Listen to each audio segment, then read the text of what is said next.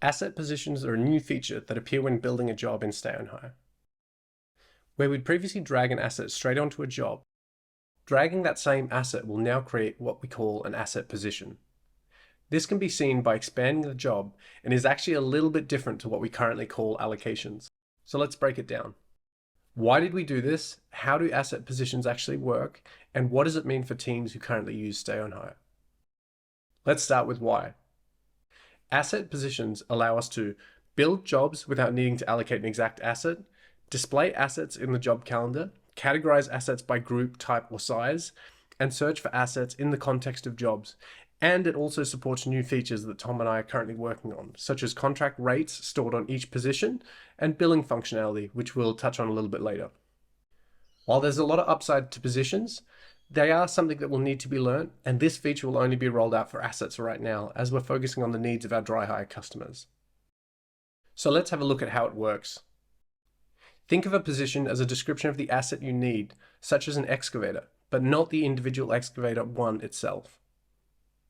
This is most noticeable when creating a new job, where we now have a new table titled Assets Required. This table contains a list of all positions required.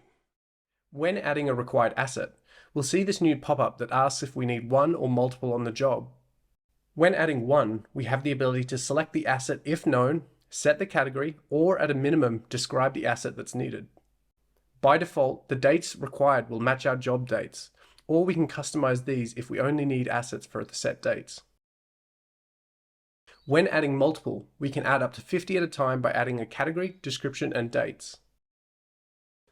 New positions appear in the calendar under each job as an outlined block with no internal color.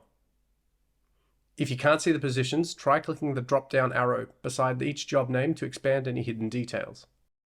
Additionally, there is now a new planning page filter for jobs with at least one position requiring an asset, aptly named Awaiting Allocation.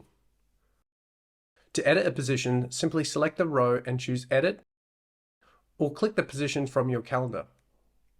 To delete positions, select one or more rows in your Assets Required table and select the Delete option from your menu.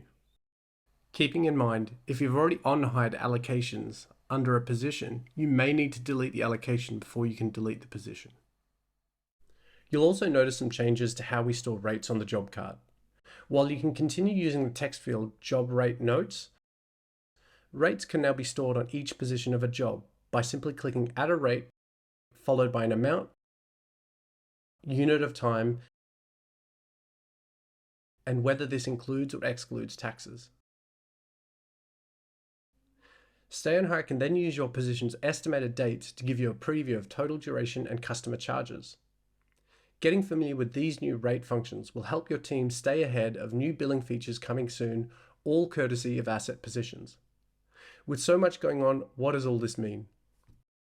It means that building a job just became a whole heap cooler, but you're going to see new things in your account. While the update is large, all existing functionality will be backwards compatible with how you're used to working in Stay on Hire. Tom and I put so much effort into making these new features seamless for you and your teams, and we hope these updates integrate well into your existing workflow.